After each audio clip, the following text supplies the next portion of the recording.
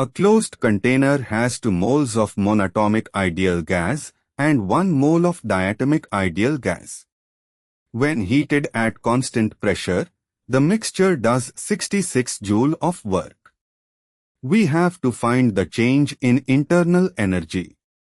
Let us solve step by step.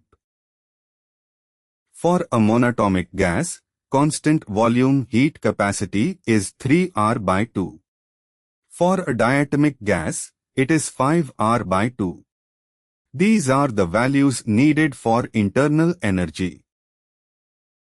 At constant pressure, the work done by an ideal gas mixture is total moles times R times change in temperature. The total moles are 3, so R delta T becomes 22. Now add the constant volume heat capacity contributions of both gases. 2 moles of monatomic gas contribute 3R, and 1 mole of diatomic gas contributes 5R/2.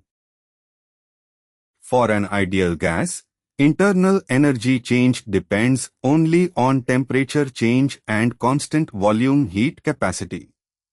Substituting R delta T equal to 22 gives 121 joule. So, the change in internal energy of the gas mixture is 121 joule. For more clear step-by-step exam solutions, keep learning with Acharya.